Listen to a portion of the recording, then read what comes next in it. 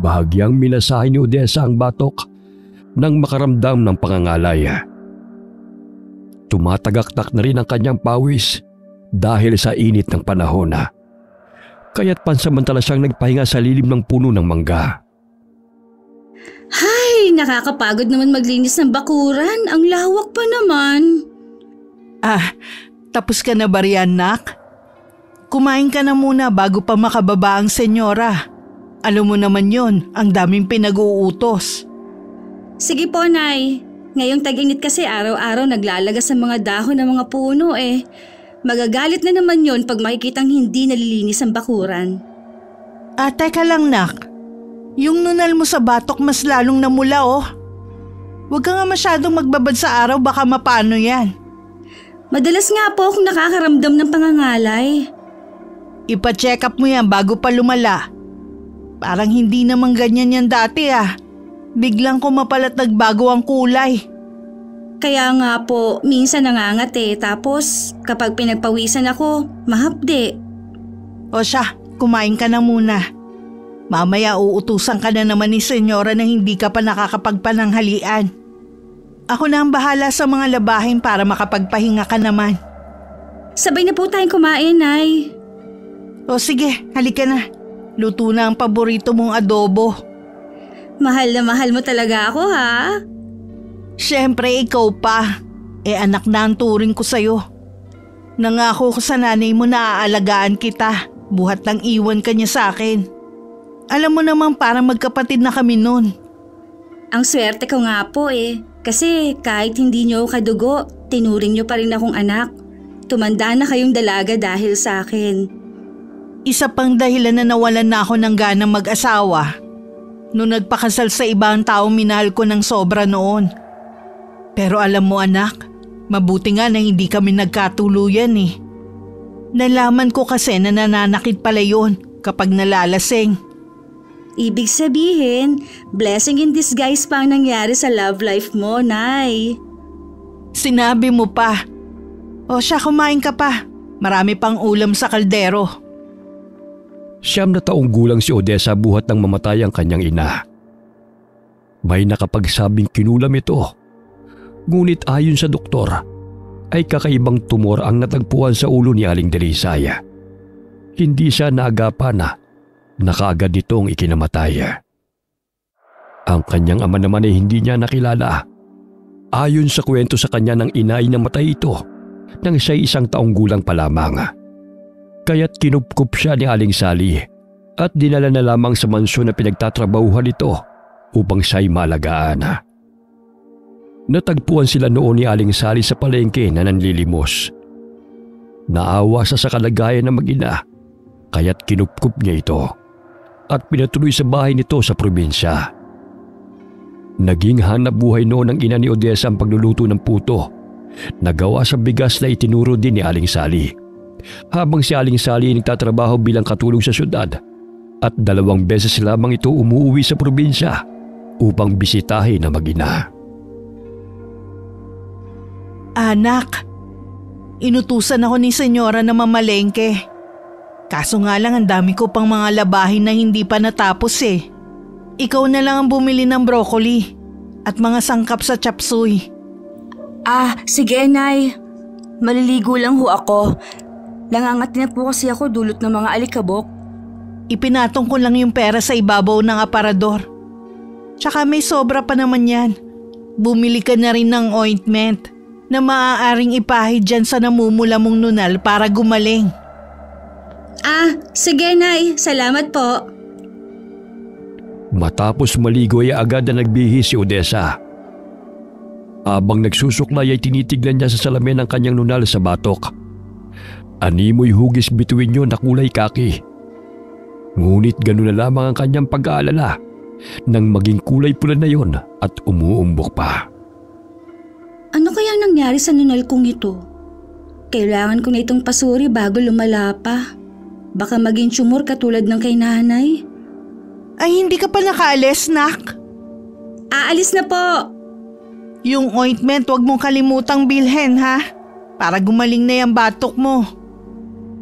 Itinali ni Odessa ang kanyang buhok. Sa gayon ay hindi maging sagabal sa kanyang batok. Nakakaramdam siya ng hapdi sa tuwing natutusok ng buhok ang kanyang namumulang nunala. Nagulat ang dalagitan nang biglang may sumulpot na matandang babae sa kanyang harapan. May daladala itong lumang libro at nakatungkod pa ito. Ay, kambing na may bangs! Naku naman, Lola. Bigla-bigla ka namang sumusulpot. Buti na lang hindi kita naitulak. Ito pong 10 piso. Yan lang po ang sukli sa pinamili ko eh. 10 piso? Aanhin ko naman to. Kulang pa ho ba? Ay, pasensya na po. Yan lang kasi ang pera ko. Kaya hindi ko na madadagdagan yan. Hindi naman ako namamalimos ah. Mukha ba akong pulubi? Ay, hindi nga ba? Ay, este! Kung hindi kayo nanlilimos, anong ginagawa niyo dito sa palengke? Narito ako sapagkat dito ako dinala ng aking mga paaining. Alangan namang kamay ninyo magdadala sa inyo rito, Lola. Palabiro ka namang bata ka. Ang ibig kong sabihin, dinala ko rito ng malakas na enerhiya. Dahil may hinahanap akong magdadalaga na itinatala sa aming propesiya. Ayan, Lola, oh. Maraming mamimiling magdadalaga. Meron ding matandang dalaga, magaganda, pangit. Pumili lang kayo sa kanila. Paano nyo naman malalaman na siya na nga ang hinahanap nyo sa dami ng babae rito sa mundo? Tsaka, anong propesiya yung sinasabi nyo, Lola? Pwede bang maupo muna tayo? Hinihingal na kasi ako sa kakasunod sa iyo eh. Ang bilis-bilis mo maglakad. Sinusundan nyo ba ako? Kanina pa, ang bilis mo magpalipat-lipat ng mabibilhan. Hinihingal tuloy ako sa iyo. Sino ba kasing nagsabi sa inyo na sundan nyo ko? At bakit nyo ako sinusundan? Dahil ikaw ang nararamdaman kong magliligtas sa ating angkan. Nakikita ko ang palatandaan sa iyong batok na siyang sanhi ng iyong malakas na kapangyarihan. Naku, Lola, kumain na muna kayo. Tsak kung nagugutom ka na. Oh, ito na, sa inyo na po itong tinapay. Pinagdiskitahan mo pa tong na-irritate na nunal ko. Hindi po ito makapangyarihan. Kailangan ko nga po itong gamutin bago pa lumala ito. Hindi ako nagkakamali. Dahil nararamdaman kong ikaw ang batang hinahanap ko. Maglalabing 8 taon ka na, hindi ba? Aba naman, manghuhula ka rin pala Lola. Mga 2 buwan pa naman. Bakit? May ibibigay ba kayong regalo sa akin? Halika, tignan mo ang naitala sa libro. Ang nunal sa batok mo'y katulad dito sa libro. At ang buwan na nakaguhit rito ay ang magiging katipan mo. Iyan lang ang basehan nyo para ako na agad ang makakaligtas sa angkan ninyo? Naku, Lola, nagkakamali ho kayo. Kung alam nyo lang na tuwing Disyembre maraming hugis bituin dito. Mga parol na may ilaw pa at kumukuti-kutita pa sa dilim. Pero hindi ibig sabihin nun na ako ang tagapagligtas ng lugar na ito. Dahil lang sa nunal ko na hugis bituin. Sige Lola, aalis na ho ako ha. Ipagpatuloy niyo lamang ang pagkain. Sigurado akong nalipasan lang kayo ng gutom. Sandali lang, Ineng, maniwala ka sa akin. Alam kong ulila ka ng lubos. At alam ko rin kung saan ang kangka nang galing. Paalam na po Lola. Mamaya papagalitan pa ako ng amo ko. Habang papalapit ang kaarawan ni Odessa, ay mas lalong umiinit ang kanyang nunala. Kahit anong ilagay niyang gamot, ay hindi pa rin napapawi ang nararamdaman niyang kirot. Ipinasuri na niya sa doktora. Ngunit niresetahan lamang siya ng ointment pantanggal sa pamumula at kirot. O nak, kumusta yung nararamdaman mo? Ganun pa rin, Nay. Napapawi ang hapde pag nilagyan ko ng gamot. Kaso nga lang tuwing gabi, nararamdaman ko na talagang umiinit ang nunal ko eh. Kulang na lang umusok eh. Ano bang sabi ng doktor? Normal naman daw kaya ointment lang ang gamot ko. O di dalasan mo na lang ang paglalagay ng gamot. Hindi magtatagal maghihilom din yan. Napatigil sa pagwawali si Odessa nang marinig na may kumakatok sa gate. Dali-dali niyang tinungo ang gate at binuksan yun. Nagulat siya nang tumambad sa kanyang paningin ng matandang babae. Lola, ano pong ginagawa niyo rito? Paano kayo nakapasok dito sa village? Gayong mahigpit ang seguridad dito. Paano niyo natunto na narito ako? Narito ako para ipaalam sa'yo na kailangan mong sumama sa akin upang makilala mo ang angkan natin. Alam kong wala kang pamilya rito sa syudad. Paano ako nakasisiguro na totoong sinasabi niyo? Namatay ang iyong ina hindi dahil sa malubhang karamdaman, kundi dahil sa itim na kapangyarihan. Maging ang iyong ama na si Ludovico namatay dahil sa pagtatanggol sa inyong mag-ina. Sapagkat ikaw ang gustong patayin ng mga kalaban. Ikaw ang batang milenyo na magliligtas sa ating angkan mula sa mga kaaway. Kung gusto mong malaman ang lahat ng misteryo tungkol sa propesiya, sumama ka sa akin. Nak, sino ang kausap mo? Eto ho, si Lola. Nasan siya? Kani-kanina lang nandito sa harapan ko eh. Ang bilis namang umalis. Pero nung sa palengke, hinihingal naman sa paglalakad. Nagulat si Odessa nang maanino na naglalakad ang matandang babae malayo na sa mansyon. Ganoon na lamang ang kanyang pagtataka kung paano ito napunta roon sa isang kisap mata lamang. Umalis na po siya, Nay. Iniwan itong libro sa akin, oh. Anong libro na naman yan? Hindi ko nga alam, Nay eh. Ang sabi niya, sumama daw ako sa kanya upang makilala ko ang aming angkan. Tapos, alam niya na ulila na akong lubos. Napakahiwaga ng matandang yun. Bakit walang nakasulat sa mga pahina ng libro? Tignan mo, puro blanco. Ha? Nung pinakita niya may nabasa pa ako eh. Ay, bakit kaya nagkaganon? Itapon mo na nga yan. Parang niloloko ka lang na nagbigay sa'yo niyan eh. Naglipa na pa naman ngayon ng mga manloloko. Hindi itinapon ni Odessa ang libro. Itinago niya ito sa ilalim ng kamang kanyang tinutulugan. Kinagabihan, habang mahimbing na natutulog si Aling Sally, ay kinuha niya ang lumang libro at binuklat. May maliit siyang ilaw na nagmumula sa flashlight ng lighter. Namilog ang kanyang mga mata nang may mga nakasulat na roon. Paano nangyari to? Kanina lang walang nakasulat ha. Pinasa ni Odessa ang nilalaman ng libro. Doon niya nalaman na sa kada 100 taon ay nagre-reincarnate si Apo Magayak sa katauhan ng mga isinilang na sanggol sa kanilang angkana. Parehong buwan at araw na kapanganakan sa bawat 100 taon. Gayon din ang asawa nitong si Apo Lopeng upang ipagpatuloy ang kanilang nasimulang sumpaan na ipagtanggol ang kanilang angkana mula sa mga kaaway ng mga aswang, mangkukulam at mambabarang. Hunyo 25. Parehong buwan at araw ng kapanganakan ko ha. Ibig sabihin 5 henerasyon ako bawat 100 taon? Nakasaad pa na pare-parehong may palatandaang hugis bituin sa batok. Pero paano nangyari yun?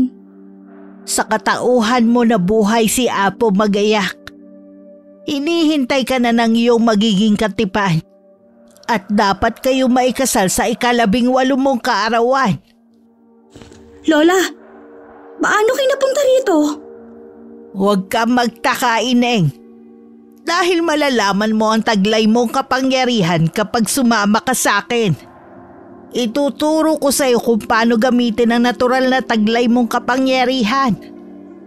Sino at ano ka nga ba talaga, Lola? Hindi ko maintindihan ng ibang nakasulat sa libro. Ako si Ka Isidra, panganay na anak ng ika-4 na henerasyon ni Apo Magayak, sa katauhan ng aking inang si Kaluwena. At ikaw ang 5 henerasyon nang mamatay ang aking ina na maglalabing 8 taon na. Kailangan ka namin, Ineng. Hindi kita maintindihan, Lola. Sa magnanakaw nga, hindi ko kayang ipagtanggol ang sarili ko eh. Ikalimang henerasyon? Ibig sabihin kapag sumapit ang 100 taon at sa tuwing namamatay ang Apo Magayak, ay agad-agad siyang nabubuhay sa katauhan ng ibang tao? At nang mamatay ang nanay mo, yung kaluluwa niya ay naging ako? Tumpak! Sa 18 kaarawan mo'y malalaman mo ang iyong taglay na kapangyarihan kung sasama ka sa akin. Grabe naman ang cycle ng reincarnation na yan, ha? Hindi na siya nagpapahinga. Parang nabubuhay siya ng walang katapusan. Oo, para ipagpatuloy ang pamumuno sa angkan natin. Naging malinaw sa isipan ni Odessa ang paliwanag ng matandang babae. Ilang sandali na wala ito sa kanyang paningin. Nagising si Aling Sally dahil sa ingay ni Odessa. Oh, nak, bakit hindi ka pa natutulog? Mag-aalas 12 na oh. Nagbabasa pa kasi ako ng pocketbook, Nay. Matutulog na din ho ako. Matulog ka na, maaga pa tayo bukas. Paano kaya nagagawa ng matandang yun ng biglang pagsulpot at biglang nawawala? Hindi kaya totoo ang mga sinabi niya tungkol sa akin at sa angkan na aking pinanggalingan? Tinipo ni Odessa ang mga basura na naroon sa mga garbage bag at dinala sa malaking basurahan malapit sa guardhouse. Nagulat siya nang biglang sumulpot sa kanyang tabi ang matandang babae. Nanggugulat naman kayo, Lola. Tutubuan pa ako ng nervyos niyan sa inyo eh. Maaari naman po kayo magpakita ng maayos eh. Wala namang gulatan. 1 buwan na lang ang nalalabi bago sumapit ang kaarawan mo. Kailangan na nating makarating sa lugar kung saan namamalagi ang ating angkan. Sapagkat kung hindi matutuloy ang kinagawian, mamamatay ang lahat ng lahi ni Apo Magayak. Maging ikaw, Ineng. Ay, bakit pati ako? Nananahimik ako rito eh. Dahil ikaw ang magpapatuloy sa propesiya. Maawa ka sa mga musmos. Lumalaganap na ang kasamaan ng bawat kalaban ng ating mga angkan. Naglipa na ang mga mambabarang at mangkukulam. Maging ang mga tao maaapektuhan sa kanilang kasamaan. Maniwala ka sa akin. Hanggat hindi pa huli ang lahat, hihintayin kita bukas sa palengke. Parehong oras kung saan tayo unang nagkita. Lumabas ng village ang matandang babae. Animoy hindi siya nakikita ng mga gwardya dahil hindi siya sinisita ng mga ito. Totoo nga sigurong may taglay na kapangyarihan ng matandang yan dahil hindi siya nakikita ng mga gwardya. Kinagabihan na.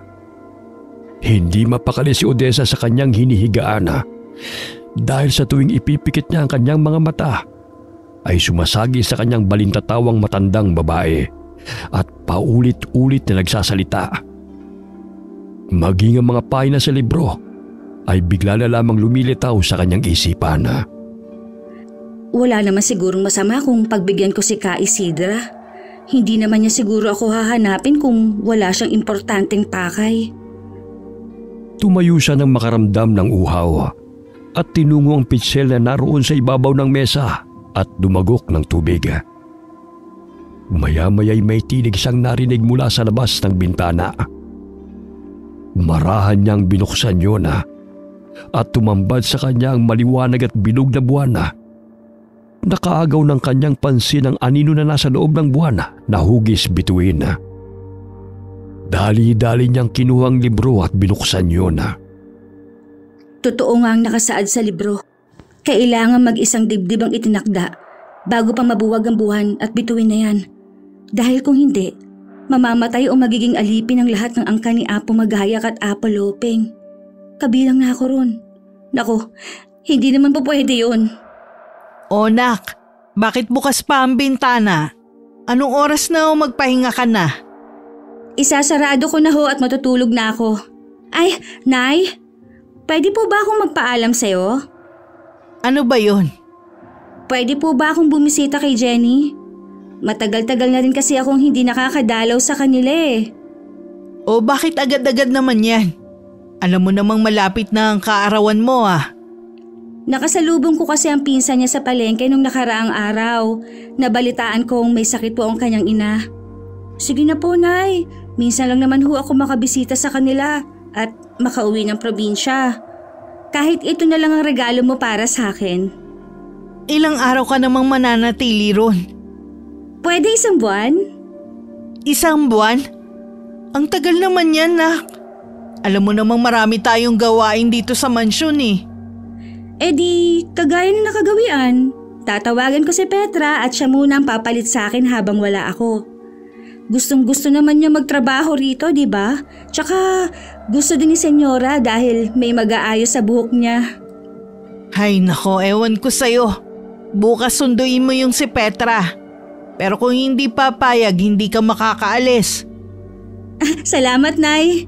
Pangako, babalik naman ho ako eh. O sige, matagal ka na rin hindi nakauwi ng probinsya. Mahigit 2 taon na rin. Agad na nag-impake ng mga gamit si Odessa at nagpaalam sa nanay-nanayan at kay Senyora. Hindi naman tumutol ang amo dahil kilala naman ito ang baklang si Petra na pamangkin ni Aling Sani. Bago nagpakita si Odessa sa matanda, ay dumaan muna siya sa bahay ni Petra. Ganun na lamang ang kasiyahan ng bakla dahil pakiramdam nito ay buhay presensya siya sa mansyon. Meron lang akong importanteng pupuntahan, Ate Petra. Ikaw na muna ang bahala maglinis sa mansyon at tumulong kay Nanay Sally ha. Babalik naman ako. Labis ang kasiyahan ng baklang si Petra at agad na inihanda ang kanyang maleta. Animoy turista itong tinungo ang mansyon at nakasuot pa ito ng bestida. Tinungo ni Odessa ang palengke at hinanap ang matandang babae. Napaupo siya sa gilid ng bangketa kung saan sila unang nag-usap ng matanda. Ay, nasa na ba siya? Pag dito sumipot, mapapahiya lang ako kay bakla. Ineng, mabuti at dumating ka. Ay, kabayo! Naku naman, Lola, parang pinaglihi yata kayo sa kabuti. Ang hilig-hilig ninyong sumulpot kahit saan at manggulat. Hindi po ako mahilig sa sorpresa. Maaari naman kayo magpakita ng dahan-dahan. Ay, pasensya naman. O, handa ka na bang umalis? Mabuti naman at pinayagan ka. Iba kasi ang pinaalam ko kay Nanay Sally. Pero maaari naman sigurong daanan ko muna ang kaibigan ko bago ako sumama sa'yo. Saan probinsya ba ang kaibigan mo? Malapit lang naman dito. 1 oras ang biyahe papunta sa kanila. O siya, tayo na. Bago pa tayo gabihin sa daan. Bago pa man tinungo ni Odessa ang lugar kung saan naroon ang sinasabing angka ng matanda, ay bumisita muna sila sa kaibigang si Jenny. Totoong may sakit ang nanay nito. Ngunit dahil sa tulong ni Ka Isidra, ay ginamot niya ang ina ng kaibigan. La, kailangan ba talagang laway mo ang panghaplos at yan ni Aling Baning? Maaari naman sigurong langis o di kaya ay halamang gamot. Para kasing nakakadiri eh. Ikaw na bata ka. Huwag mong questionin ang pamamaraan ko sa panggagamot. Dahil napaka-epektibo nito sa ating tribo. Sa lugar po ninyo yon, pero sa amin kasi hindi siya hygienic. Hay, tumahimik ka nga muna riyan. Inaabala mo ang panggagamot ko eh.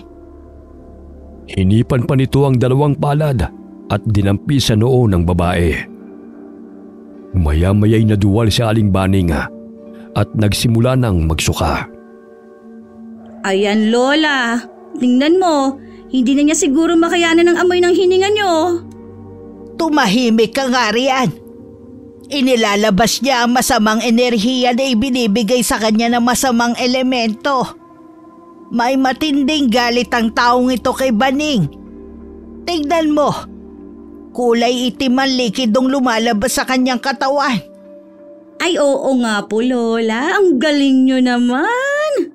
Napaka-effective din pala ng panis niyong laway.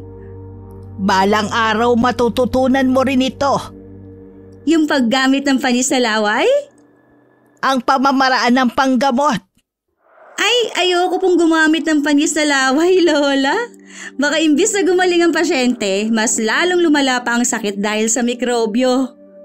Mula pa kay Apo Magayak ang pamamaraang ito na ipinapaasa sa makabagong henerasyon. Dapat modernong pamamaraan na rin ang gagamitin. Panis na talaga ang paraan ninyo dahil ilang daang taon na yung ginagaya. Ito ang pinakamabisang paraan ng ating angkan. Tulad ng sinasabi ko sa iyo, kapag hindi mo nagawa ang kinaugalian na pagpapakasal ayon sa naitala sa propesiya, lahat tayo'y mamamatay at magwawagi ang masamang aswang at ibang kampo ng dyablo. Naglipa na sila, kaya't kailangan nating palakasin ang ating puwersa sa pamamagitan ng pag-iisang dibdib ng bagong henerasyon ni Apo Magayak at Apo Lopeng. Wala talaga kayong kapaguran sa pagpapaliwanag tungkol sa propesiya. Maari po bang matulog muna habang hindi pa natatapos yung panggagamot ninyo? Medyo napagod po kasi ako sa biyahe eh. Ikaw ang bahala. Gigisingin na lang kita mamaya. Malayo-layo pa ang lalakbayin natin. Inihipa ni Ka Isidra ang tiyan ni Aling Baning. Gayon na lamang ang paglabas ng malapot na likido sa bunganga at ilong ng babae. Ilang sandali pa, pinainom niya ito ng maligamgam na tubig at tinapala ng dahon ng labnog ang tiyan ng ginanga upang sipsipin ang init sa tiyan nito. Ilang sandali pa, tila natigang ang dahon at umaliwalas ang pakiramdam ng ginanga. Mabuti na lamang na agapan ka. Kung hindi, bangkay ka na kinabukasan. Matindi ang inggit at galit ng taong may kagagawa nito sa iyo. Huwag kang mag-alala. Binalik ko sa kanya kung ano man ang ginawa niya sa iyo. Malakas siya, ngunit mas malakas ako kaysa sa kanya. Pansamantalang nanatili sina Odessa at Ka Isidra sa bahay ni na Jenny upang masigurong magaling na si Aling Baning bago nila linsanin ng lugar. Lumabas ng bahay si Ka Isidra dahil nararamdaman niyang malapit lamang doon ang may kagagawa ng pagkasakit ng ginanga. Ilang sandali pa'y may narinig silang malakas na sigaw. Napabalikwas ng bangon si Odessa mula sa pagkakatulog. Sa inakalang si Aling Baning yun. Ngunit napasapo siya sa kanyang noo nang makitang mahimbing na natutulog ang ginanga. Nasobrahan na yata ako sa kape dahil madalas na ang pagiging magugulatin ko. Nasaan na kaya si Ka Isidra? Nandito ako, bakit? Naririnig mo sinasabi ng isipan ko, Lola? Oo naman. Bukod sa biglang pagsulpot, marunong manggamot at may kakayahang magbasa ng isipan, ikaw na lang kaya ang maging tagapagligtas ng angkan ninyo? Hindi yan mangyayari. Isa lamang akong sugo at hindi ang tagapagligtas ng ating angkan. Teka lang, Ineng. Naririnig mo ba ang mga nakakarinding palahaw? Papuntahan mo sa kaibigan mo upang tukuyin kung ano ang nangyayari sa kanilang kapitbahay.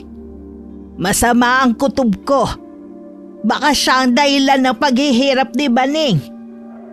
Sige, pupuntahan namin ni Jenny. Nasaksihan ni na Odessa ang pagsusuka ng malapot at itim na likido ng ginanga. May kasama pa itong mga insektong maliliit.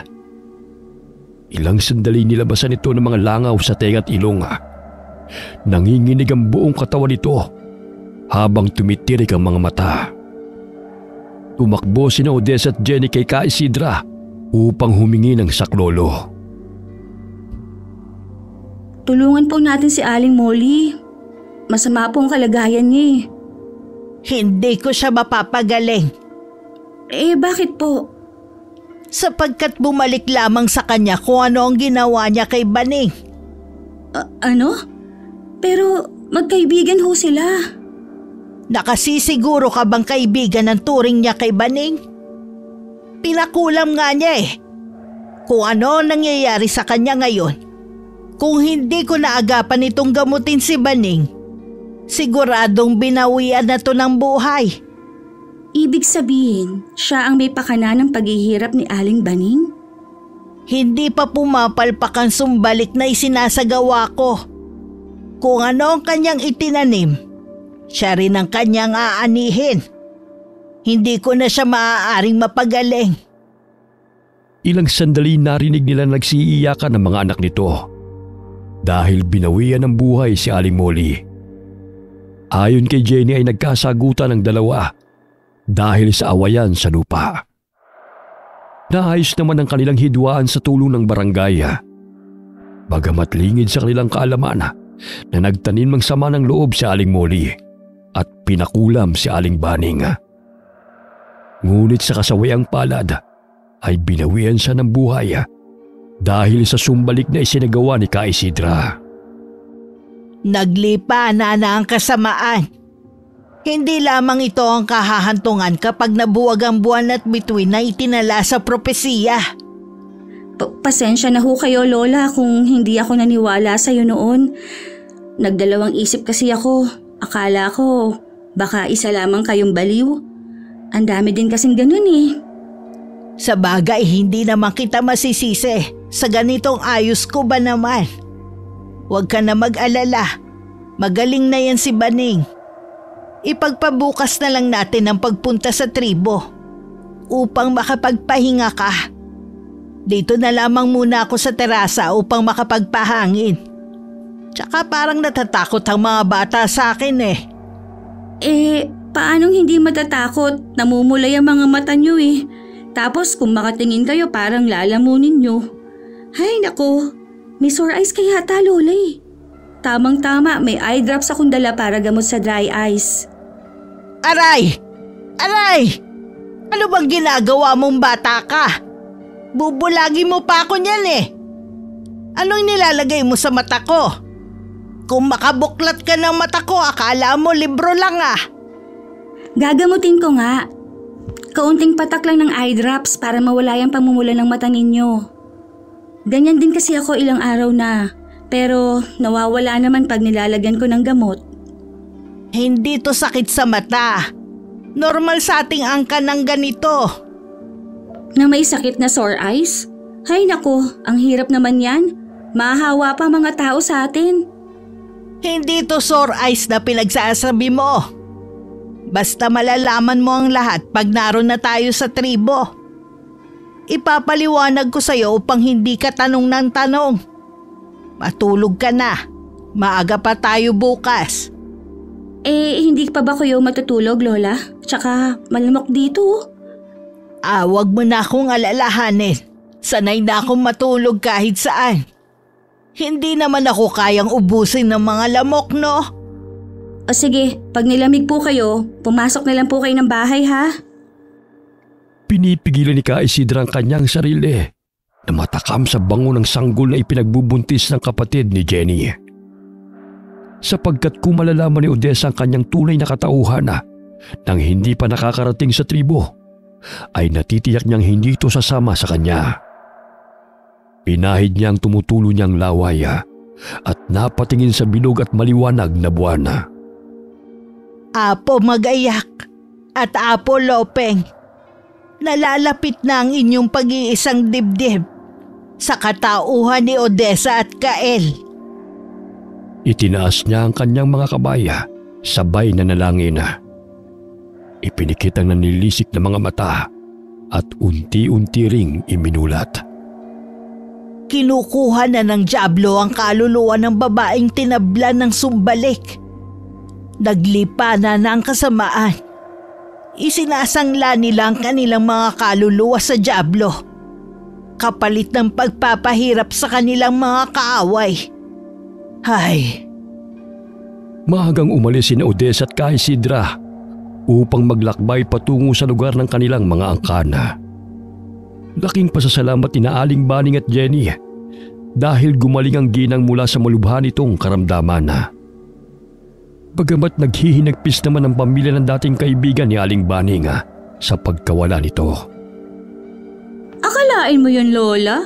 Kung hindi tayo pumunta rito, malamang si Aling Baning na ang pinaglalamayan ngayon. Sinabi mo pa, malakas ang kapangyarihang itim na pumaloob sa kanya. Mabuti na lamang naagapan pa natin siya. Ang lakas niyo po pala, Lola. Bilib na talaga ako sa inyo. Hindi lang yan ang masasaksihan mong ginagawa ng mga kampon ng kasamaan. Mas malala pa yan kung hindi matutuloy ang pag-iisang dibdib ni Apo Magayak at Apo Lopeng sa katauhan mo. Bakit kailangan pang ipakasal? Kung maaari namang turuan niyo ako ng kakayahan niyo. Mas makapangyarihan ka kung magpapakasal ka, ayon sa naitala sa propesiya. Konti na lamang ang natira sa ating mga katribo dahil unti-unting pinapatay ng mga kalaban. Lumikas kami sa dati naming tirahan dahil natuntun kami ng pangkat ni Raul. Grupo ng mga aswang na agresibong pumapatay ng mga tao at ng kanilang mga kalabang tribo. Ibig sabihin, aswang ang makakasagupa natin? Oo. Nakakatakot naman yan, Lola. Baka hindi na ako makabalik ng mansyon, ha? Marami pa ho akong pangarap sa buhay.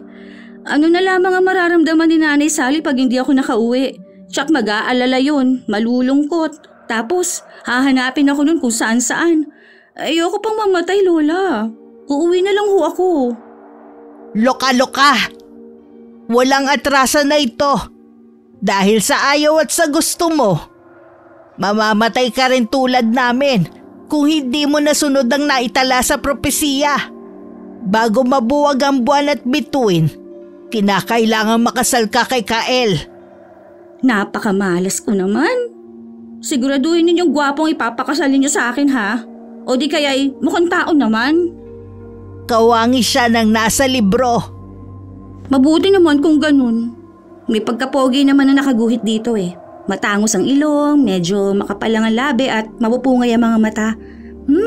Sakto na to. Nakarating na sila sa bukana ng kagubatan na. Natatanaw na rin ni Odessa ang kabundukan na. Pansamantala silang nagpahinga sa ilalim ng puno dahil na rin sa nararamdamang pagod.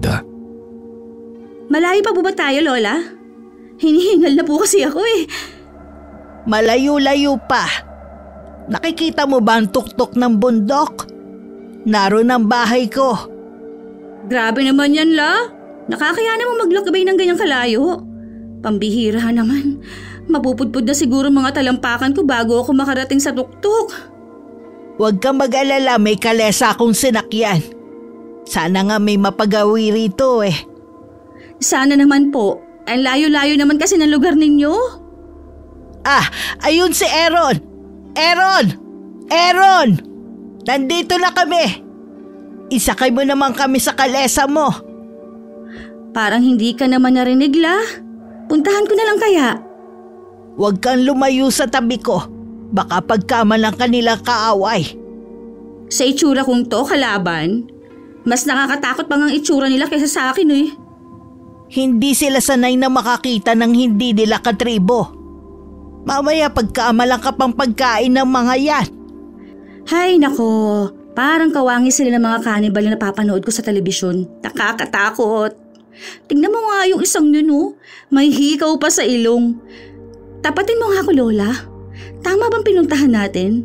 Kung makatingin parang lalapain pa ako eh. Huwag ka mag-alala, hindi ka nila sasaktan. Hanggat kasama mo ko, walang gagalaw sa'yo. O siya, sumakay ka na ng kalesa. Tanghali na nang makarating sina Odessa at Ka Isidra sa lugar ng kanilang mga angkana. Nanindig ang mga balahibo ni Odessa nang pinagtitinginan siya ng mga ito habang sakay ng kalesa. Nakakatakot naman ho sila. Sigurado ho ba kayong dito ang punta natin? Ganyan lang sila kapag may panauhin. Mailap talaga sila sa mga tao. Parang nakakita lang sila ng artista ah. Nakatuunong lahat ng mga mata sa akin oh. Artista? Yung bang nagpapasabog ng mga kanyon at bomba? Artista, hindi po terorista. Artista yung taong gumaganap sa telebisyon. Yung tipong hinahangaan ba? Grabe ka naman sa akin, Lola ha. Mukha ba akong terorista? Artista o terorista, kung ano pa man yang kung tawagin, bahala ka na. Basta bumaba ka na sa kalesa at ipapakilala na kita sa angkan natin. Bumaba ng kalesa si Odessa at hinanap ang lalaking kawangis ng nasa libro. Ngunit hindi niya mahagilap kung sino sa mga kalalakihang naroon. Mga minamahal kong mga katribo, ipinapakilala ko sa inyo si Odessa na nagmula sa ating angkan. Kay tagal na panahon ko siyang hinanap. Sa wakas sa tulong at gabay ni Apo Magayak ay akin siyang natagpuan. Siya ang 500 henerasyon ni Apo Magayak at magpapatuloy sa ating propesiya. Aray! Ay, sumasakit na naman ang batok ko. Dahil yan sa nalalapit ninyong pag-iisang dibdib sa iyong 18 kaarawan. Nasaan na ba ang lalaking ipapakilala niyo sa akin para makilala ko na at makauwi na ako? Nakakatakot naman ang mga tao rito sa inyo, Lola. Hindi ka pa makakauwi hanggat hindi kayo nagpapakasal sa mismong kaarawan mo. Nasaan na po siya? Para naman po makilatis kong lalaking yun. Maya-maya'y may lumapit na lalaki sa kanila at ang mga magulang nito. Ipinakilala ni Ka Isidra ang mga ito kay Odessa. Siya si Nani, ang kapatid ng tatay mo, at ang asawa niyang si Yoyoy. At siya naman si Kael, ang tinadhanang magiging katipan mo. Siya? Abay Lola, ang layo naman sa larawan na narito sa libro. Tingnan mo naman, matangos ang ilong, mapupungay ang mga mata, tsaka may makapal na labi.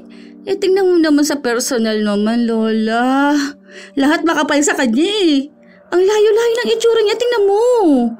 Imbis na matangos ang ilong, yung sa kanya palapad. Ano yan? Expectations versus reality? Ang binasihan mo ay ang nasa larawan lamang. 5 henerasyon na kayo sa kada 100 taon. Kaya may pagbabago sa itsura ng mga taong nasa katauhan ni Apo Lopeng at Apo Magayak. Ngunit ang kaluluwa nila'y ganun pa rin. Ay hindi po pwede, Lola. Scam kayo eh. Ang ngeta ho niya. Anong nget pa? Yung di pinagpala sa itsura. Nung nagpasabog ng kagapuhan mahimbing siyang natulog kaya siya nagkaganyan. Hoy babae, bakit hindi mo pa ako diretso na pangit ako? Ay sa'yo nang galing yan, no? Buti sinabi mo. Kala mo naman kung sino kang pinagpala. Hindi ka naman kagandahan ah. Excuse me? Kung ikukumpara sa'yo, di hamak na mas may itsura ako kesa sa'yo, ano? Hay Lola, cancel ang kasalan. Gusto ko na umuwi. Nabudol mo pa ako, akala ko poging pakakasalan ko. Parang pinisang luya naman ang ilong niyan. Wala namang iba, Lola. Wala ka ng ibang pakakasalan kundi si Kael. Upang iligtas ang ating angkan mula sa mga kaaway. Kung kapatid ng kanyang ina ang aking ama, ibig sabihin pinsan ko siya. Bakit kami magpapakasal kung pinsan ko naman siya? Hindi pwede yun, Lola. Mahirap man ang sitwasyon. Ngunit kailangan nyo pa rin magpakasal dahil kayo ang tinadhana. Para maganap ang pag-iisang dibdib ng ating mga ninuno at mapanatili ang malakas na kapangyarihan ng ating mga angkan laban sa mga kaaway. Lalo na kayo ni Kael na siyang mamumuno sa ating angkan sapagkat sa iyo mga kamay nakasalalay ang buhay ng ating mga kasama. Ay grabe na talaga to, Lola. Mamayang gabi ipapakita namin sa iyo ang tunay na katauhan namin. Maging ang tunay mong pagkatao. Ang dami namang lihim ng angkan ninyo, Lola. Ano bang pagkatao na naman ba yan? Basta malalaman mo mamaya. Halika na muna sa kubo upang makapagpahinga ka. Sumunod si Odessa sa matanda at sumama rin si Kael sa kanila. Kumain na lamang ng baong tinapay si Odessa nang makaramdam ng gutom. Pinagtitinginan siya ng mga tao mula sa bintana, maging ni Kael.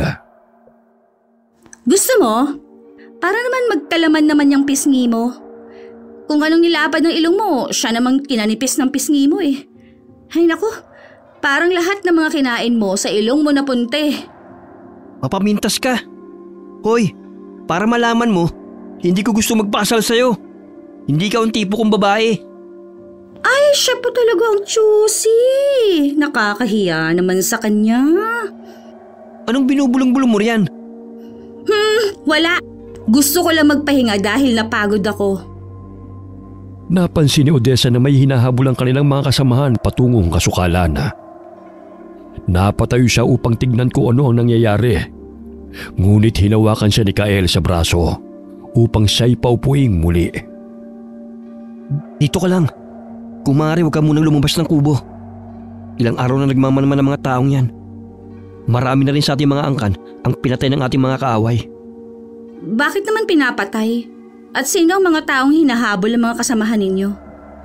Sila ang ating mga kaaway na nagmula sa angkan na masasamang aswang na pinamumunuan ni Raul. Isang pinuno ng mga gabunang aswang na walang awang pumapatay ng mga tao. Maging ng mga aswang na nananahimik at naninirahan dito sa kagubatan. Dati silang kasapi ng angkan ni Apo Magayak. Ngunit dahil sa kagustuhang mamuno ni Raul, tumiwalag ito sa aming tribo at nagtayo ng sarili niyang pangkat. Ang iba sa ating mga angkan ay sumapi sa kanya upang magkaroon ng kalayaang makapambiktima ng mga tao at malay makagala sa syudad.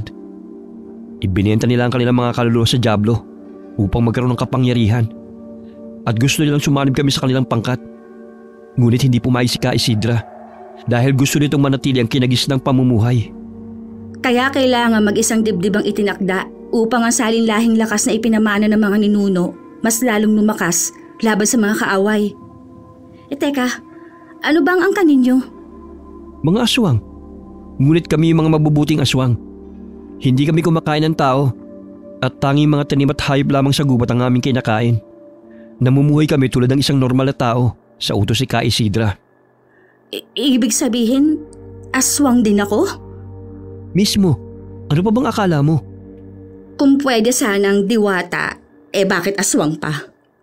Mabuti naman at nag-uusap na kayong dalawa. Alam kong mahirap sa'yo, Ineng, na paniwalaan na ikakasal ka sa mismong pinsan mo. Hindi ito normal katulad sa kinagawian mo. Ngunit sa ating tribo at ating angkan, normal lamang ito. Ang usapan, Lola, magpapakasal lang sa araw ng kaarawan ko. Sa gayon, magsanib ang kapangyarihan ng bituin at buwan upang magapi ang mga kalaban. Dapat malinaw na yun lang ang purpose ko rito, ha? Hindi yung mag-aasawa. Hindi ko kasi pinangarap na makapag-asawa ng hindi ko naman gusto. Kagaya niya. Walang mali kung magsasama kayo matapos ninyong ikasal. Dahil sa ating tribo, hindi pinagbabawal yan. Ay, ayoko nga. Bilang tao na aking kinalakihan, may tinatawag kaming annulment o diborsyo. Ganon. Hay nako, hindi na kita naiintindihang bata ka. Kung ano-ano na ang sinasabi mong salita. Dumito na muna kayo. May nagmamanman na naman sa atin. Hindi talaga titigil ang mga yon hanggat hindi nila tayo napapasuko sa ilalim ng kapangyarihan at utos ni Karaol. Matapos na mailapag ang mga nilagang kamote sa mesa, ay lumabas na ng kubo ang matandang babae. Tinungo nito ang mga kalalakihang nag-uumpukan at kinausap sila. Pailing-iling pa ang matanda nang maaninaw ni Odessa. Ano bang nangyayari rito nung wala rito si Ka Isidra? Pinatay ng mga kalabang aswang ang mag-asawang kasamahan namin. Maging ang dalawa nilang anak, nadatna na wala ng buhay sa kanilang tinitirhan. Ang pagkakaalam ko, pinilit silang sumalib sa pangkat ng mga kalaban. Ngunit ayaw pumayag ni Karator. Kaya pinatay silang mag-anak. Kinain pa ng mga kalabang aswang ang kanilang laman loob. Maging kami mga aswang hindi ligtas sa pananalaki ng masasamang aswang. Kaya't nakikiusap ako sa iyo na kung maaari tulungan natin ang aking mga kasamahan. Hindi ko makakayanan na panoorin na lamang o pakinggan na sa bawat araw na dumadaan may napapabalitang may kasamahan kaming namamatay. Napakabuti mo naman pala. Hindi lang sarili mong iniisip mo, kundi maging ang kaligtasan ng inyong mga kasapi. Kailangan na lamang na magtulungan Sa gayon ay makaligtas mula sa mga kaaway. Sana matulungan mo kami, Odessa. O sige, papayag na ako. Habang tumatagal ay nakikilala ni Odessa ang mga taong kanyang nakakasama. Napabalikwas siya ng bangon ng may kaluskusang narinig malapit sa kanyang tinutuluyan. Napansin niyang nagising din si Ka Isidra.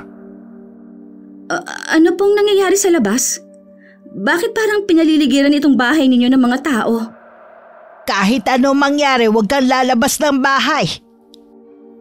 Sino ho ba sila, Lola? Mga kaaway.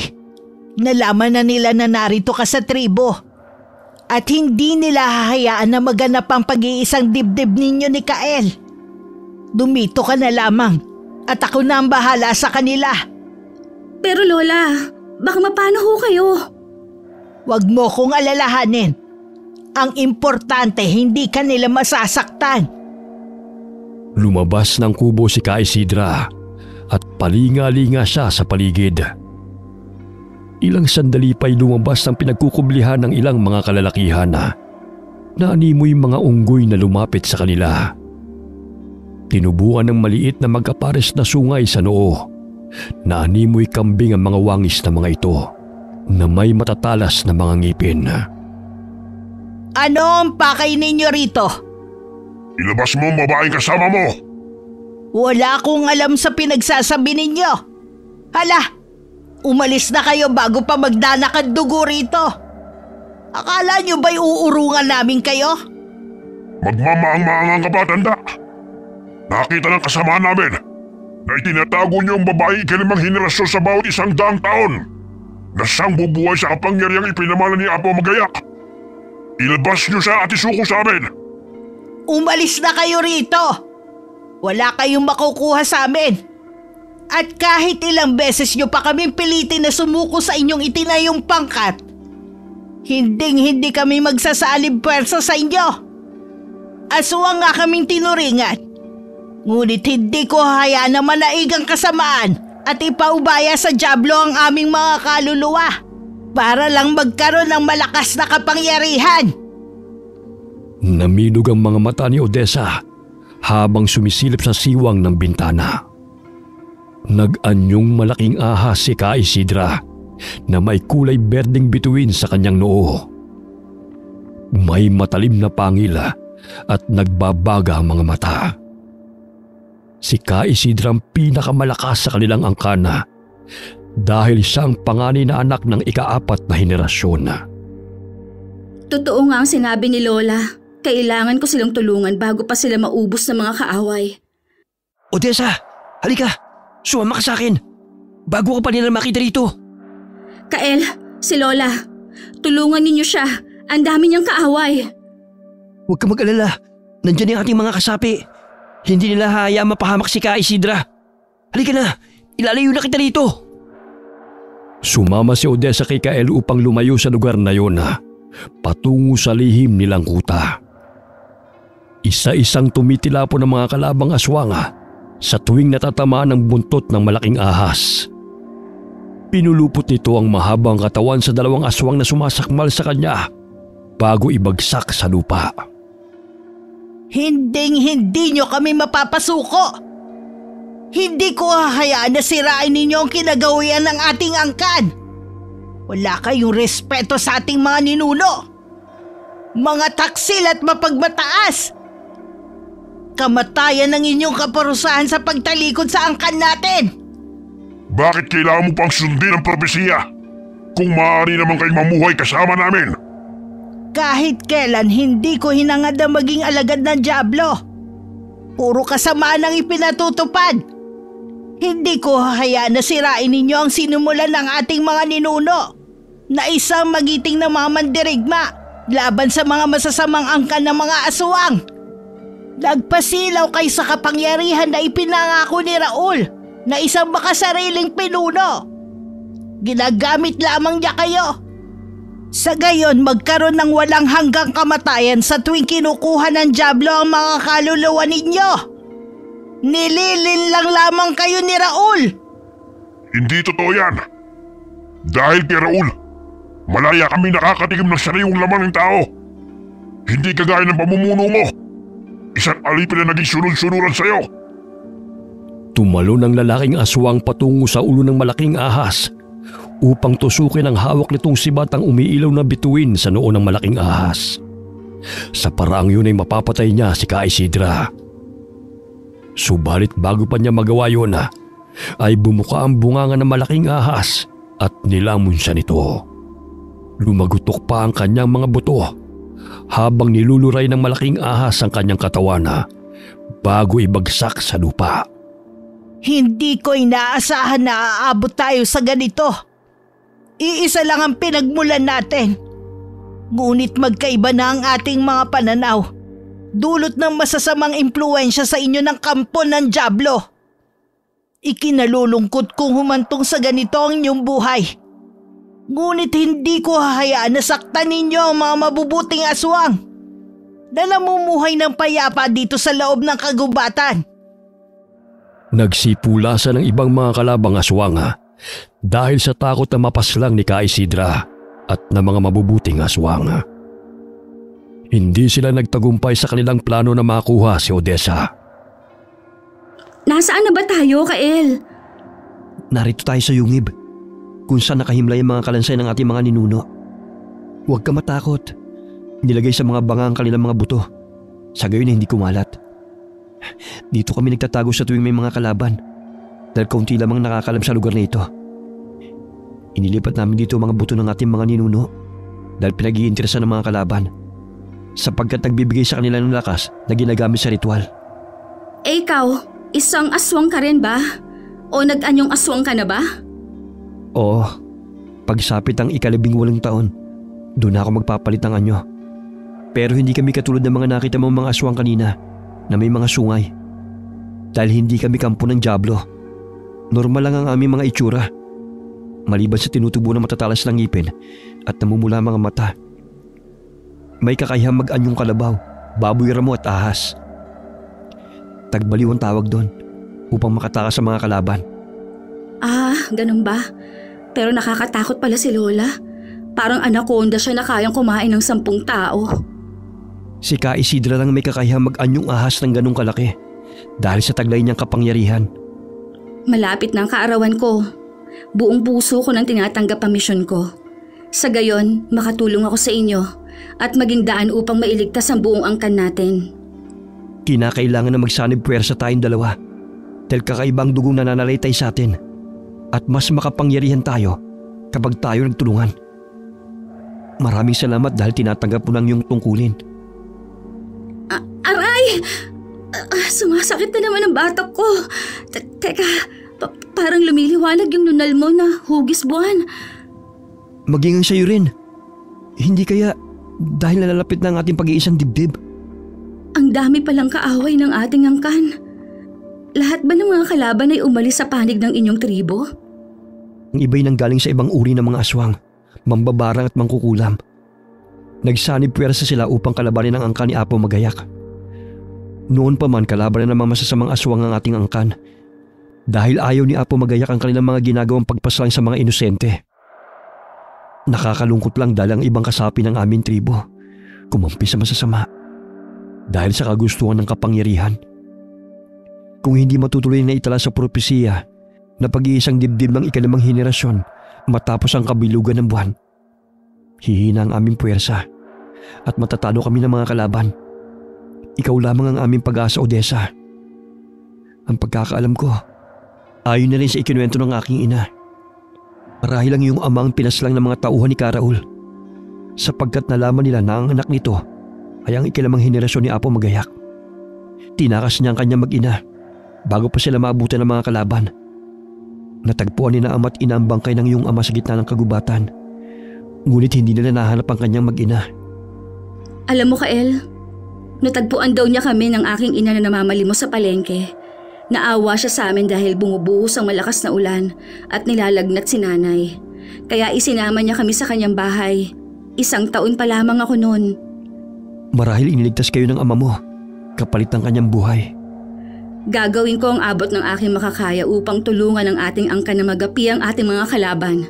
Pagpasensyahan niyo na ang aking inasal noon, ha? Oh, wala yun. Huwag kang mag-alala. Hindi naman kita pipilitin na magsama tayo sa iisang bahay eh.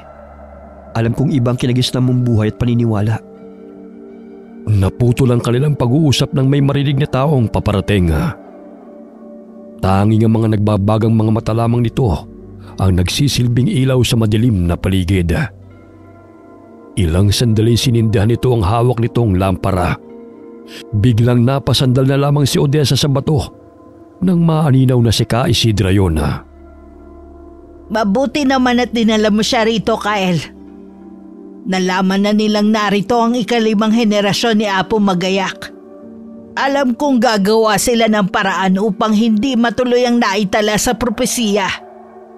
Ngunit sisiguraduhin ko ring hindi sila magtatagumpay sa binabalak nilang masama. Lola, may sugat ho kayo. Kailangan nating gamutin yan. Huwag ka mag-alala, Ineng. Ayos lang ako. Maya-maya lamang maghihilom din yan. Napalunok ng sariling laway si Odessa nang makitang humaba ang dila ni Ka Isidra at dinilaan ang mga sugat nito. Sa tulong ng malapot niyang laway ay unti-unting humihilom ang natamo niyang mga sugat. Napakamakapangyarihan talaga ng laway mo, Lola. Lahat napapagaling. Manatili muna tayo rito hanggang sumapit ang umaga. Kumusta na ho ang ating mga kasamahan sa labas, Lola? Nasa mabuti silang kalagayan. Umalis na ang mga kalaban. Ngunit batid kong babalik ang mga yon. Dahil hindi sila titigil hanggat hindi tayo sumusuko sa kanila. Bakit hindi na lang nila ho kayo hayaang mamuhay ng payapa? Dahil gusto nilang sakupin ang lahat ng tribo upang gawing alipin. Buong puso ko na pong tinatanggap ang aking tungkulin, Lola. Tinuruan ni Kael si Odessa kung paano gumamit ng mga sandata, katulad ng mga sibat at pana. Ilang araw pa lamang ang kanilang pag-iensayo ay nakitaan na ng galing si Odessa. Nananalaytay talaga sa iyong dugo ni Apo Magayak. Magaling siya sa pakikipaglaban gamit ang pana. Malinaw ang kanyang mga mata, kaya laging sapul ang mga kalaban niya. Talaga? Pero syempre, mas mahusay siya kesa sa akin. Sa tagal ba naman niyang nakikipaglaban eh. 2 araw na lamang ang nalalabi. Magiging ganap ka ng aswang at ang pag-iisang dibdib natin. Alam mo bang nag-aalala ako sa kaligtasan nating lahat? Dahil ba sa mga kalaban? Oo. Huwag kang mag-alala. Gagawin natin ang lahat upang magtagumpay tayo. Hindi natin hahayaan na matalo nila ang angkan natin at maging alipin. Isa-isa nilang sinusugod ang ating tribo. Pero hindi sila nagwawagi. Dahil malakas pa si Ka Isidra na siyang ating tigapagtanggol. Ngunit kung hindi maisasagawa ang kasalan, manghihina ang kapangyarihan ng tagapagbantay. At lahat tayo, magiging alipin o hahantong sa kamatayan. Magtatagumpay tayo. Yan ang isipin mo. Isang gabi bago maganap ang kasalan at ang ika-18 kaarawan ni Odessa ay nagsagawa ng ritual si Ka Isidra.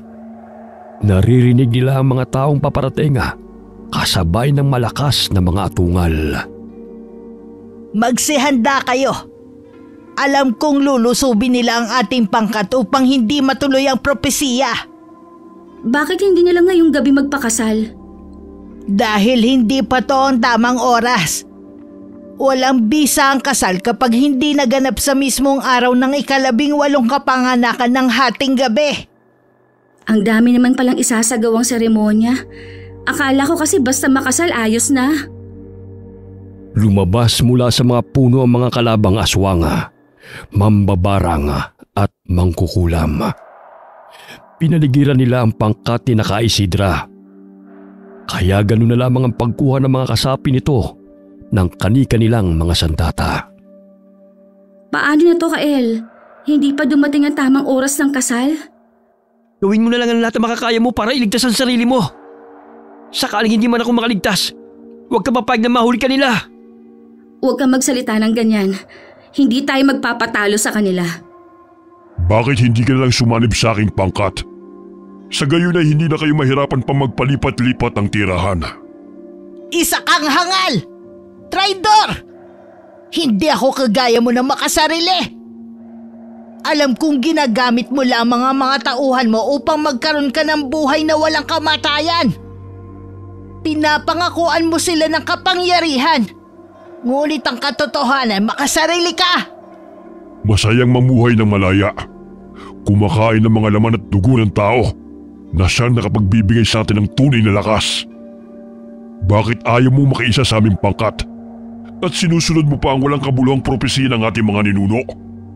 Huwag mong bastusin ang ating mga ninuno. Dahil lamang sa nakilala mong Diyos-Diyosan na isang dyablo. Hindi ko ipinagkanulo sina Apo Magayak at Apo Lopeng para lamang sa buhay na walang hanggang kamatayan at kapangyarihan na kahit kailan hindi magdudulot ng kapayapaan. Kahit na anong gawin mo, magiging alipin ko kayo. Ibigay mo sa akin ang 2 batang itinakda kung gusto mo pang mabuhay kasama ang mga katribo mo. Dadaan ka muna sa ibabaw ng bangkay ko bago mo makuha ang 2. Mga kampon! Sugurin sila! Huwag kayo titigil hanggat hindi nyo sila napapatay! Dali-daling kinuha ni Odessa ang kanyang pana at isa-isang inasinta ang mga aswang na lumalapit sa kanila. Nagpagulong-gulong siya sa lupa. Gamit ng sibat ay isa-isa niyang hinahambalo sa mga kalabang aswang at tinutusok ng matalim na bahagi ang katawan ng mga ito. Hindi pa man naging ganap na aswang si Odessa, ay maliksi na itong kumilos dahil nananalaytay na sa kanyang dugo ang dugo ni Apo Magayak na siyang tagapagligtas ng kanilang angkan. Nagpalit ng anyo ang kanilang mga kalaban bilang nakakasindak ng mga aswang. Maging ang kanyang mga kasama ay naging aswang na rin. Ngunit nakikilala niya ang kanyang mga kakampi dahil iba ang itsura ng mga ito kaysa sa mga kalaban na animoy wangis ng dyablo. Hindi ako magpapatalo sa inyo. Hindi ko hahayaan na maging alipin ninyo ang aming angkan. Malakas na itinarak ni Odessa sa mata ng mangkukulam ang kanyang sibat bago pa siya masaktan ito. Tatawa ka pa talaga ha? Kung ikaw kayang tusukin ko ng iyong karayom, ano kayang mararamdaman mo? Kinuha ni Odessa ang hawak na manika ng mangkukulam at pinulupot ang buhok nito sa manika. Binali-bali niya ang katawan ng manika at binuhol-buhol. Kaya't ganun din ang nangyari sa mangkukulam. Ilang sandali bumulagta ito sa lupa. Naanimoy tinirinta sa mga braso at mga binti nito. Ang galing mo naman, Odessa. Akalain mo, pwede palang gawin yan sa kanya. Maghanap ka ng isa pang mangkukulam. Kunin mo yung manika nila dahil yon ang magiging sandata natin laban sa kanila. Ibabalik natin kung ano man ang kapangyarihang itim na kanilang pinapakawalan. Sige. Ayun, may isang mangkukulam mo. Lahat ng masasamang kalaban ni Odessa ay kinukulan niya ng buhok o di kaya'y pinapahid niyang manika sa katawan ng mga ito. Nakikita niyang nasasaktan na ang kanilang mga kasamahan dahil na rin sa dami ng kanilang mga kaaway. Kaya't nang marami-rami ng buhok at pawis ang kanyang nakuha mula sa mga kalaban ay nagkublisa sa mga talahib at pinulupot ang mga buhok sa manika. Ilang sandali tinusok-tusok niya ng matalim na bahagi ng sibat ang buong katawan ng manika. Ito ang dapat sa inyo. Wala kayong ginawa kundi pahirapan ng mga kasamahan ko. Odessa, tignan mo. Karamihan sa ating mga kalaban, naglupasay sa lupa. Tila nasasaktan sila sa tuwing ginagawa mong saktan ng manika ng mangkukulam. Napaka-epektibo ng ginagawa mo. Ano yung nakuha mo? Hindi naman buhok yan Sa lawal to ng kalabang aswang. Ito lang kasing nahablot ko sa kanya bago ako tumakbo palayo. Pwede na siguro yan. Ayan, tinusok ko ng katawan niya. Silipin mo nga kung gumana ang pananakit ko sa manikang to. Ay, parang wala akong nakikita. Sandali lang. Kailangan siguro lakasan para masaktan siya. Ayun! May tumatakbong aswang habang hawak-hawak ang puwet at maselang parte ng katawan niya. Nakakatawa naman siya. Parang nasilaban ang puwet niya. Eto. Sinundot ko kasi ng alambre ang puwet niya Ay, tingnan mo. Tumatalon-talon pa siya. Siya atang nakunan mo ng saluhal. Patayin mo na! Pinaglalaruan mo pa eh! Niluray-luray ni Kael ang katawan ng manika. Kaya't nagkandalasog-lasog ang katawan ng aswang sa ilalim ng kapangyarihan ng mangkukulam na nagmamay-ari ng manika. Hindi sa dami ng mga kasapi ang tagumpay, kundi dapat ginagamit rin ang isip at diskarte. Natitiyak kung matatalo natin sila. May naisip akong paraan upang matuloy ang pagsanib ng ating puwersa, kahit na hindi na ganun karami ang ating kasamahan. Ano naman yun? Bago yan, tulungan muna natin si Lola. Umaatras na ang ating mga kalaban, oh. Ang dami ng kalabang mga aswang. Ngunit bakit halos karamihan sa kanila'y bumubulagta sa lupa kahit hindi naman pinapaslang? Mga hangal na mga alagad! Anong nangyayari? Bakit kayo natatalo ng mga walang kwentang mga aswang na ito? Di hamak na mas malakas at makapangyarihan kayo kaysa sa kanila! Inutusan ni Raul ang mga kasapi na pansamantalang umatras sa laban. Nakikita niyang natatalo na ang kanyang pangkat. Maging siya'y maaaring mapaslang sa oras na yun kaya't nagsitakbuhan sila palayo. Sinuwerte ka na ngayon, tanda! Ngunit babalik ako upang hindi ka magtagumpay sa gagawin mong ritual. Magiging alipin ko kayong lahat. Tandaan mo yan! Galing mo mag-isip, Odessa. Akalain mo, sa isang manika na mangkukulam, maraming napatay mo. Nakatulong sa akin ang pagbabasa ko ng libro at panonood ng movie. Ano yung movie? Palabas yun sa telebisyon. Tao yung mga gumaganap at nagbibigay buhay sa istorya. Ayun, nagsialisa na yung mga kaaway natin. Tingnan mo. Labis ang kasiyahang naramdaman ni Ka Isidra nang makita nagsipulasan ng kanilang mga kalaban. Hindi ko sukat akalain na ganun karami ang kasapi ni Raul. Ngunit tatalo natin sila ngayon. Dahil sa tulong yun ni Odessa. Hindi lamang kapangyarihan ang dapat pairalin, maging ang diskarte at talino. Sa pamamagitan nito, Lola, ito ang dahilan kung paano sila nasaktan na walang kahirap-hirap. Manika namang kukulam yan Kailan ka pa natutong gumamit niyan?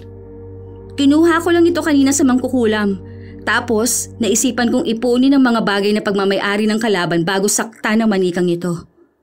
Hindi lang kapangyarihan ng minana mo kay Apo Magayak. Maging ang takbo ng isipan. Gumawa ng mga patibong ang mga kasapi ni Ka Isidra dahil alam nilang babalik ang mga kalabang aswang upang hadlangan ang pag-iisang dibdib ng ikalimang henerasyon.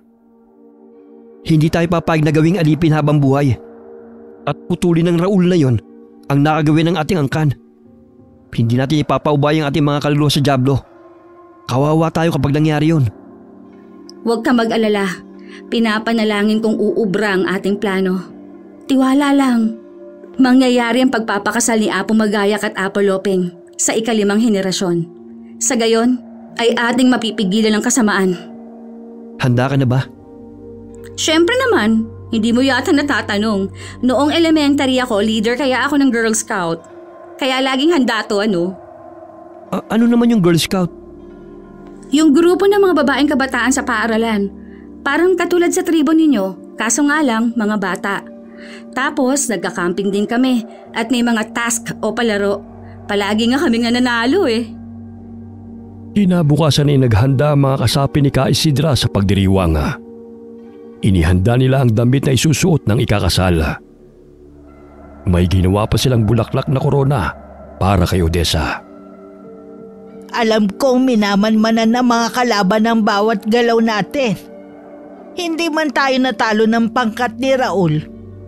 Batid kong nag-iisip na rin sila ng plano kung paano nila tayo sasalakayin. Basta gawin na lang po natin ang naisip ko. Sa gayon ay maisahan natin sila. Sumapit ang gabi. Abala ang mga kasapi ni Ka Isidra sa paghahanda sa gaganaping pag-iisang dibdib ni Kael at Odessa. Pinasuot ni Ka Isidra ang korona at damit sa dalawang ikakasala. Inihanda rin nila ang dalawang kambing para sa pagdiriwang. Handa ka na ba? Naway magtagumpay tayo sa ating mga plano. Ito na ang gabi na ating pinakahihintay. Huwag ka mag-alala. Sigurado akong magtatagumpay tayo sa pagsanib ng ating puwersa laban sa ating mga kaaway. Hindi sila titigil hanggat hindi nila nasasakop ang buong tribo sa pamamagitan ng paghadlang sa ating nalalapit na kasal. Sa paraang yun, hihina ang kapangyarihan ni Ka Isidra na siyang nagpoprotekta sa ating angkan.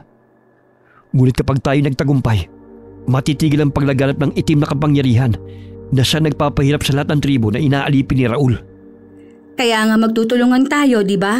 Isa pa, handa na rin ang ating mga kasamahan sa gaganaping pagdiriwang. Handa na ba kayo mga bata? Nalalapit na ang inyong pag-iisang dibdib at pagsanib puwersa laban sa kampo ng Diablo. Handa na po, Lola. Nagawa na ba ng ating mga kasamahan ang ideya ko? Ay oo, ang galing nga ng naisip mo. Malalim na ang gabi. Inumpisahan na ni Ka Isidra ang ritual sa pag-iisang dibdib ni Nakael at Odessa. Binasbasan niya ang dalawa habang nakaluhod ang mga ito at nakatingala sa bilog at maliwanag na buwan. Hiniwa niya ang braso ng dalawa at pinatak ang mga dugo nito sa isang maliit na bao ng nyoga. Sa ilalim ng bilog at liwanag na buwan, 5 henerasyon ng kada 100 taon, mula sa angkan ni na Apo Magayak at Apo Lopeng, muling mag-iisang dibdib upang ang kapangyarihan ng 2 tagapagligtas ng aming angkan ay muling buhayin. Naririnig nila ang mga nakakabinging alulong ng mga kaaway na lumulusob sa kanilang tribo upang pigilan ang kanilang kasal. Naaninaw ng mga kalabang aswang ang 2 taong nakaluhod sa harapan ni Ka Isidra na nooy nagsasagawa ng ritual. Sinugod nila ang mga ito, ngunit gano'n na lamang ang pagpipigil ng mga kasapi ni Ka Isidra sa mga kalabang aswang. Hindi ko hahayaan na matuloy ang kasalan. Mga kampon, patayin silang lahat kung ayaw nilang sumalib sa ilalim ng aking kapangyarihan. Ako na ang inyong bagong pinuno at wala nang iba. Naglambitin ang mga kalabang aswang sa mga puno sa tuwing naaapakan nila mga patibong. Natatawa pa si Raul nang lumapit ito sa 2 taong nagkakaisang dibdib. Akala niyo ba'y magtatagumpay kayo sa inyong pagsasanib pero sa laban sa akin? Ngayon, tikman niyo ang aking ganti sa pagpaslang sa aking mga kasapi.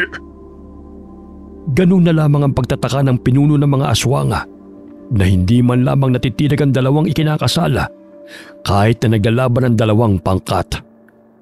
Maging si Ka Isidra na nagsasagawa ng basbas sa 2 itinakda ay wala man lamang pakialam.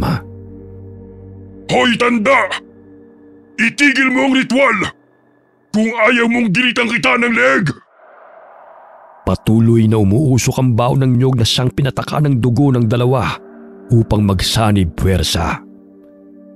Namilog ang mga mata ng pinunong aswang nang lumingon sa kanya ang babaeng ikinakasal.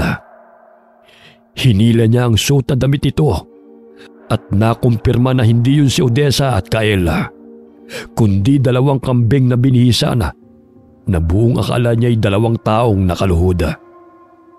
Ang nakatayong inaakala niyang si Ka Isidra ay ang kawayang sinuta ng damit ng matanda. Lintik! Naisahan tayo na matandang yun! Hanapin niyo ang matanda at ang 2 ikinakasal! Hindi maaaring matuloy ang pag-iisang dibdib ng 2 yun! Walang hiya ka, Isidra! Nalinlang mo ako! Samantala, pinatak ni Ka Isidra ang dugo ni na Odessa at Kael sa bao ng nyoga na may iba't ibang pinatuyong halamang gamot at abo na nagmula sa buto ng kanilang mga ninuno. Tumayo kayong 2 at ipatak muli ang inyong dugo sa baong ito. Hayaan ninyo ang ating mga kasamahan ang siyang lumaban sa mga kalaban hanggang matapos ang ritual at ang pag-iisang dibdib ninyo. Chuck, nalaman na ng mga kaaway ang ating ginawang paglilinlang sa kanila. Huwag ka mag-alala. Kahit papano'y ginagabayan ng aking kapangyarihan ng ating mga kasapi. Ito ang kwintas ng buwan Isuot mo kay Kael. Sa gisag ng katapangan ng katipan mo. Namangha si Odessa nang makita ang kwintas na kinuha ni Ka Isidra mula sa isang kahon. Yun ang pamana ng kanilang mga ninuno sa mga itinakda sa bawat henerasyon. Nagtatagla yun ng hindi pangkaraniwang lakas na sanglulupig sa mga kaaway. Agad niyang isinuot yun kay Kael. Ang kwintas na may hugis bituin naman ay isinuot ni Kael sa kanya. Ganun na lamang ang lakas na nanalitay sa buo niyang katawan. Bahagya silang yumuko ng idampi ni Ka Isidra ang kanyang dalawang kamay sa ulo ni Kael at Odessa. Tumingala ito sa buwana habang sumasambit ng ritual. Ang kanyang mga mata ay lumiliwanag sa kadiliman. Nandoon sila! Mga kampon! Puntahan niyo ang liwanag na aking natatanaw sa bandaron! Hindi dapat patuloy ang pagsanib puwersa ng dalawang itinakda! Sisiguruhin kong magiging alipin kita, Isidra! Tumayo kayong dalawa. Sa ilalim ng aking basbas, kayo'y magsanib puwersa.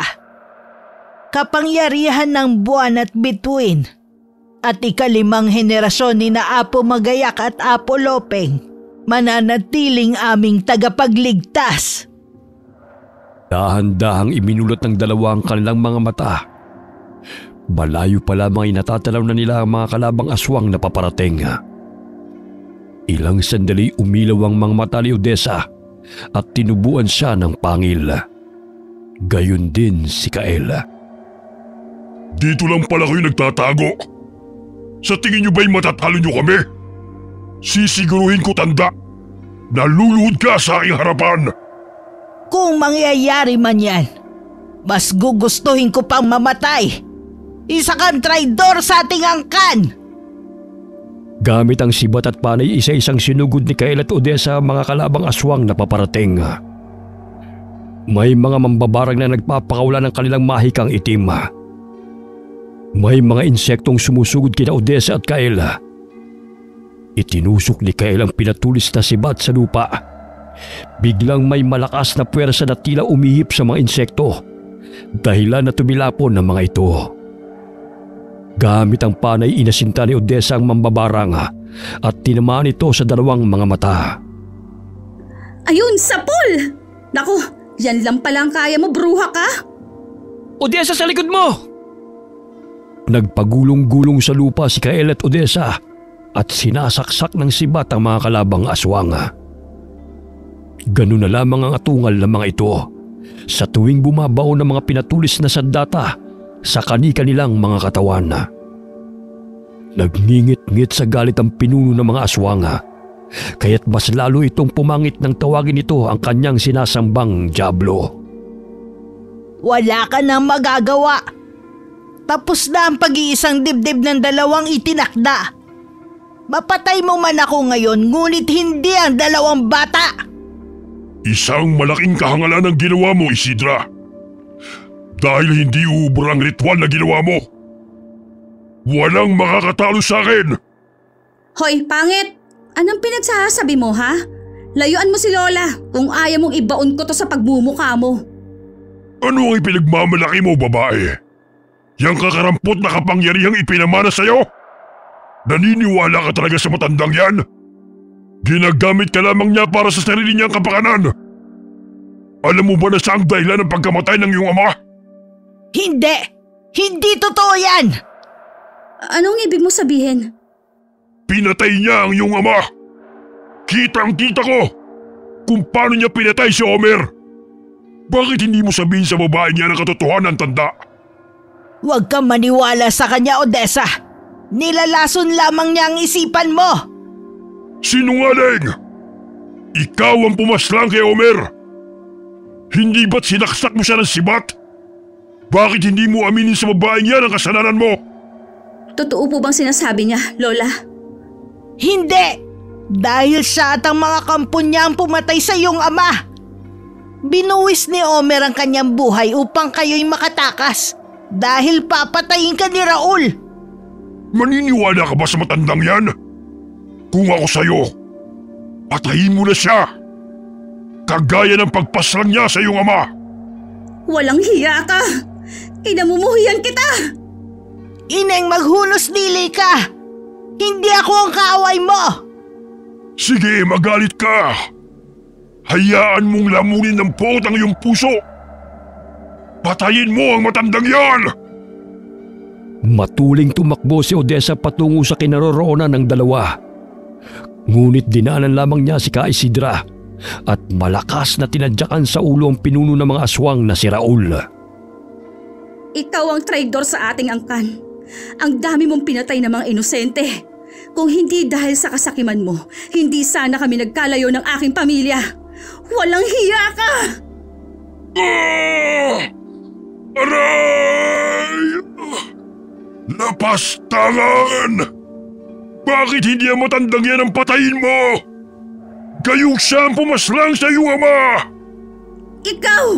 Ikaw ang salarin! Maghuhugas kamay ka pa talagang hayop ka!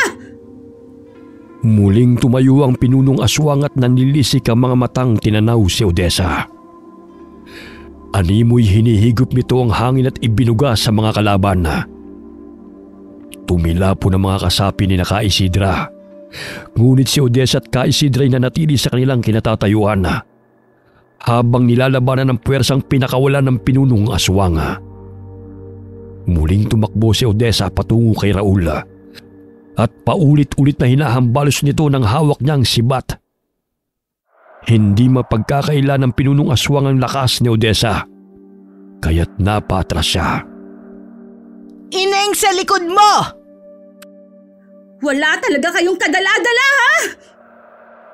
Sunod-sunod na tinadyakan ni Odessa ang dalawang aswang na akmang susugod sa kanya. Muling nag-anyong ahas si Ka Isidra at isa-isang sinasakmal ang mga kalaban bago ibagsak sa lupa. Hoy Raul! Saan ka pupunta? Tatakas ka no? Mga animal! Umalis ka sa dinadaanan ko! Kung ayaw mong butasin ko yung leg mo! Malakas siyang tinadyakan ng paulit-ulit ni Kael. Ganun na lamang ang pagsangga niya sa pananakit ng binata sa kanya. Hinawakan niya si Kael sa paa at pinaikot-ikot bago binitiwan. Bumagsak si Kael sa puno ng yoga, ngunit hindi man lamang ito nakaramdam ng sakit, bagamat natumba ang puno na kanyang binagsakan. Pambihira, ang galing ah! Ang lakas pala ng kapangyarang taglay na ipinamana ni Apo Lopeng. Kael, ayos ka lang ba? Naku, wala to. Habulin natin ang Raul na yun bago pa siya makatakas. Magkasabay na hinabol ng dalawa si Raul. Inikutan nila ang pinunong aswang na animoy mga ipo-ipo. Ganun na lamang ang atungal ni Raul nang magkakasama silang tatlo na lumilipad sa ere. Ay, ang galing naman! Sige, Kael. Sapukin mo yung traidor na yan! Kulang pa sa kanyang sapok. Tadyakan mo na rin para makaganti ka man lang sa pananakit niya sa'yo. Habang nagpapaikot-ikot sila sa ere, ay umiilaw ang mga kwintas na taglay ng dalawa. Bigla silang nabuwag at malakas na bumagsak sa lupa si Raul. Ngunit silang dalaway na natiling lumilipad sa ere. Pagbabayaran niyo ang ginawa niyo sa akin. Sinusumpa ko. Babalikan ko kayo. Hindi ako matatahimik hanggat hindi ako nakakapagsigante. Tama na ang kasamaan mo. Hayaan mong mamuhay ng payapa ang ating angkan. Sinakmal ni Ka Isidra ang pinuno ng aswang sa anyong ahas. Nginuya niya ito hanggang sulumagutok ang mga buto bago niya iniluwa ito. Ganun na lamang ang takot ng mga natitirang kalabang aswang kaya't nagsitakbuhan ng mga ito palayo. Habang tumatakbo ay isa-isa silang inasinta ni Odessa gamit ang pana. May mga itim na anino na lumalabas sa kanilang katawan sa tuwing tinatamaan ng pana. Ilang sandali bumaba sa lupa si Odessa at Kael. Dumaan sa kanilang harapan ng dalawang kambing na kanilang binihisan. Mabuti naman ligtas kayo, Kiki at Kaka. Salamat sa tulong yung dalawa. Aba, ang ganda-ganda mo naman, Kiki, sa trahe mong yan ha. Kayong dalawang totoong kinasal. Huwag kang mag-alala, Odessa. Alam kong nabigla ka sa lahat ng pangyayari. Nire-respeto kung kinalakihan mong hindi maaari maging mag-asawang magpinsan. Paninindigan ko ang pagiging tagapagligtas na itinakda bilang ika-5 henerasyon ni Apo Magayak. Malaya kang mag-asawa ng taong mahal mo, pero hindi ako yon. Ginawa lamang natin to upang iligtas ang ating angkan mula sa mga kaaway. Alam ko yon. Kaya mananatili tayong tagapagligtas ng ating angkan. Hanggang ngayon, hindi pa rin ako makapaniwala na nabuhay sa katauhan ko si Apo Magayak. Tapos, itong kwintas na ito ay ipinamana niya sa akin at sa magiging susunod na henerasyon. Mabuti naman at ligtas kayong dalawa. Salamat sa tulong at kooperasyon ninyo. Nagwagi tayo mula sa mga kalaban. Ngunit natitiyak kung babalik ang kaluluwa ni Raul sa ibang katauhan. Kaya kailangan nating paghandaan ang kanyang pagbabalik, Lola. Ngunit hindi ko po kaya maging asawa ni Kael. Huwag kang mag-alala. Maaari namang mag-asawang muli si Kael kung hindi kayo nagkakasundo. Pumayag akong magpakasal upang lumakas ang aming kapangyarihan at mailigtas ang ating angkan mula sa mga kaaway. Pero hanggang doon lang po, Lola. Nabigyan ko rin po ng hustisya ang pagkamatay ng aking ama. Salamat po, Lola. Kami nga ang dapat magpasalamat sa iyo, Ineng. Ka Isidra, tinipo na po ngayon ng mga kasamahan natin ang mga bangkay ng ating mga kalaban. Sabihan mo sila na gumawa ng hukay upang doon nililibing ang lahat ng mga bangkay. Sana po ay tuloy-tuloy ng kapayapaan. Wala nang mga api sa atin. Kapag ayos na po ang lahat, maaari po ba akong umuwi na sa amin? Alam kong hinihintay na ako ni Nanay Sally. Ayaw mo ba kaming makasamang pamilya mo? Gusto. Kaso nga lang, hindi ko rin kayang iwanan si Nanay Sally. Tumanda siyang dalaga para sa akin. Ako na ang naging buhay niya. O sige, ipapahatid kita kay Kael at Nani kapag handa ka nang umuwi. Sa utos ni Ka Isidra ay sinunog ang mga bangkay ng mga kalabang aswang sa hukay. Nang maging abo ay tinakpan nila ito ng lupa. Sumapit ang umaga. Nagdiwang ang angkan na mabubuting aswang dahil nagtagumpay sila laban sa mga kaaway.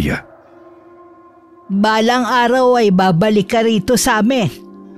Siguro hindi magtatagal ay magpapahinga na ako. Ngunit may papalit sa akin. Yun ang panganay na anak ni Apo Lopeng at Apo Magayak. Pero Lola, hindi po ako pumapayag na manirahan kasama ni Kael dahil para sa akin, pinsan ko po siya. Hindi mo pa natatapos na basahin ng libro. Ibig sabihin, may mga pasabog pa talaga ang love story nila? Hinatid ni Kael si Odessa sa terminal ng bus upang masigurong ligtas ang dalaga sa pag-uwi. Hanggang sa muling pagkikita natin, Odessa. Itago mo na mabuti ang kwintas ha. Huwag ka mag-alala. Hindi ka basta-basta mag-aan yung aswang. Pero magkakaroon ka ng lakas sa oras na ikaw ay nasa panganib. Bukas ang aming tirahan para sa'yo. Bibisita ako ron. Di ba? May kakayahan naman ako makipag-usap sa pamamagitan ng panaginip. Kaya aabisuhan kita pag pupunta ako sa inyo. Oo nga. Sige, mauna na kami ni Nanay. Ay, ito palang pera. Isang buwang sweldo ko yan.